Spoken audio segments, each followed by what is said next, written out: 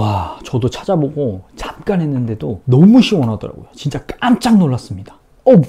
너무 아프다. 이게 뭐 되겠어? 이랬는데 진짜 두통에 확실히 도움이 되더라고요. 특히 저처럼 컴퓨터 오래 하거나 뭐 스마트폰을 오래 하는 분들, 거북목, 일자목 때문에 고생이 정말 많으실 거예요. 무엇보다 점점 두통이 자주 오고 강도도 심해지고요. 진통제를 계속 먹게 되더라고요. 최근에 저도 이 승모근도 자주 뭉치고 어깨도 굽어져서 보기에도 좋지 않고요. 조금만 스트레스 받아도 근육통이 진짜 심하게 오고요. 불편한 게 한두 가지가 아니었습니다. 사실 이 진통제, 이 약 먹는 게 좋은 건 아니잖아요. 그래서 오늘은 제가 여러모로 많은 전문가분들이 추천하는 거북목 탈출 방법에 대해서 알아보고 정리해봤습니다. 제가 의사 선생님은 아니지만 직접 해보고 효과가 즉각적으로 있었던 방법들만 요약해서 말씀드릴게요. 그리고 이 영상이 반드시 도움이 될 테니까요. 좋아요, 그리고 구독해 주시면 여러분의 두통이 싹 사라질 겁니다. 지금 바로 시작합니다. 목은 분당 600번을 움직인다고 해요. 불편한 자세로 600번을 움직인다면 얼마나 많은 피로가 근육에 쌓일까요? 손목을요 1분 동안 이렇게 움직여 보세요. 아마 전완근이 뻐근하고 찌릿찌릿할 겁니다. 그래서 저는 오늘 영상에서 크게 두 가지로 나누어서 말씀을 드릴 건데요. 첫 번째는 정말 간편하게 앉아서도 할 수 있는 이 마사지와 자주 할 수 있는 스트레칭을 통한 통증 완화 방법이고요. 두 번째는 환경을 설정해서 이 거북목을 완화할 수 있는 습관을 들이자는 것입니다. 첫 번째 마사지인데요. 일단 제가 가장 효과를 보고 있는 마사지부터 한번 말씀을 드려볼게요. 매번 두통이 오거나 목이 결리면 전 항상 이렇게 목을 비트는 동작을 많이 했거든요. 좌우로 이렇게 비트니까 조금 시원한 느낌이 들어서 뭐 그렇게 자주 했던 것 같아요. 그런데 전문가분들이 이렇게 하는 거 절대 하지 말라고 하시더라고요. 이 목 근육이 불안정해지면서 디스크에 무리를 크게 줄 수 있다고 하시면서 말이에요. 그러면서 일단 찾아보니까요. 그래서 제가 한번 찾아보니까 이 손가락으로 할 수 있는 1, 2, 3, 4, 5 마사지라는 게 있더라고요. 숫자 1을 의미하는 이 검지손가락으로 턱뼈 뒤에 움푹 들어가 있는 이 부분이죠. 여기가 경추 1번인데요. 이 주변의 근육을 30초 정도 풀어줘야 한다는 겁니다. 여기요. 저는 여기가 엄청 딱딱하더라고요. 살짝 누르자마자 우와, 통증이 엄청납니다. 두 번째는 이 손가락 두 개로 목 빗근 혹은 흉쇄 유돌근이라고 하죠. 이 머리에서부터 쇄골까지 이어지는 이 긴 근육인데요. 여기를 30초 정도 손가락 두 개로 쓱쓱 문지르는 겁니다.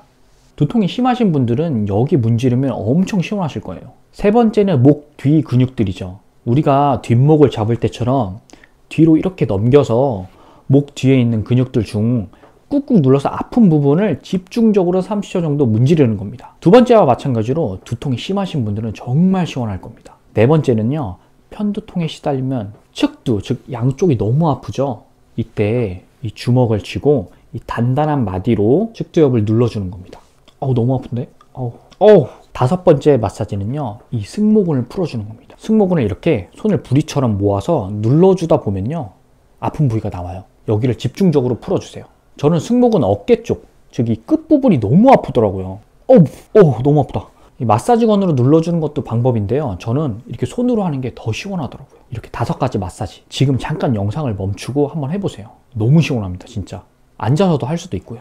이 마사지를 하면서 너무 아팠던 분들은요, 영상을 끝까지 봐주시길 바랍니다. 이게 마사지는 일시적인 통증 완화가 될 수 있는데요. 다음에 이어지는 내용은 스트레칭과 더불어서 자세를 바로 해야 하는 거거든요. 진짜 도움이 되실 거예요.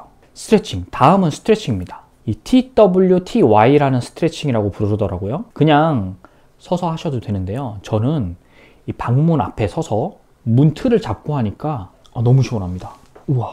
우선 어깨 넓이로 양팔을 벌리고 위로 올렸다가 이 내렸다가를 반복을 하는 건데요. T자, W자, T자, Y자를 반복한다고 해서 TWTY 스트레칭이라고 부르시더라고요. 물론 그냥 제자리에 앉아서 그냥 해도 되긴 하는데요. 이 문틀에 손을 올리고 하니까 저는 효과가 너무 좋더라고요. 문틀에 손을 얹으니까 가슴이 더 펴지게 되고 등 근육 수축시키는데도 힘이 많이 들지 않아서 제 느낌상 2배는 더 시원했던 것 같아요. 다른 스트레칭으로는 어깨를 이렇게 돌려주는 스트레칭, 벌새 동작과 목을 이렇게 잡아서 내렸다가 어깨를 펴주는 나비 동작, 그리고 팔을 쭉 펴서 기지개를 켜주는 독수리 운동도 많이 해주라고 권해주시더라고요. 저는 이 중에 독수리 운동하고 TWTY 스트레칭이 가장 시원했습니다. 그런데 여기서 신기한 건 직접 목을 스트레칭해 주지 않았는데도 굉장히 시원하다는 거예요. 목을 직접 스트레칭하게 되면 목 디스크에 충격을 줄 수 있기 때문에 오히려 좋지 않을 수 있다고 합니다.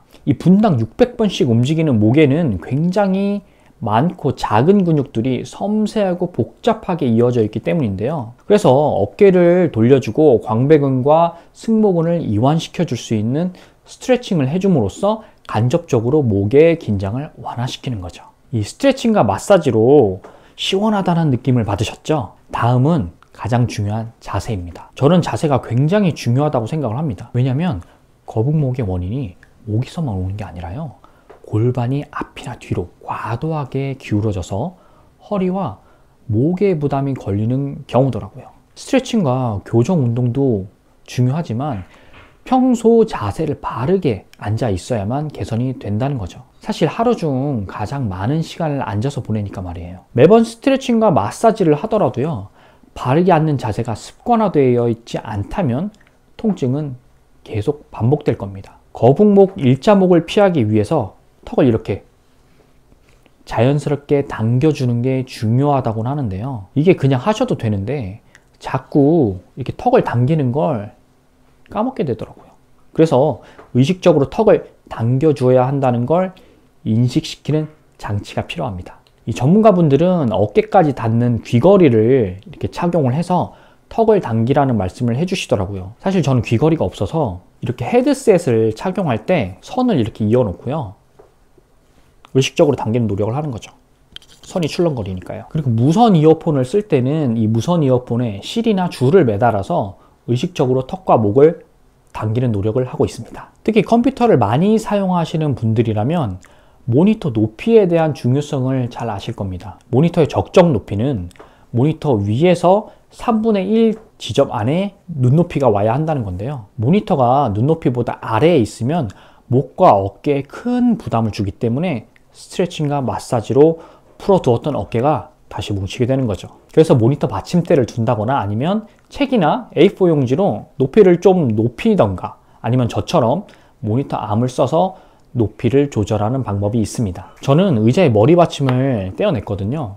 이 머리 받침이 적당한 깊이로 되어 있으면 좋은데 이 제품은 너무 앞으로 튀어나와 있어서 제 목을 앞으로 밀어내더라고요. 그리고 머리 받침이 크다 보니까 어깨가 이렇게 말리기도 하고요, 자꾸 걸리적거리다 보니까 앉은 자리에서 스트레칭 하기도 어렵더라고요. 그래서 당분간은 이 목 받침 없이 한번 생활을 해보려고 합니다.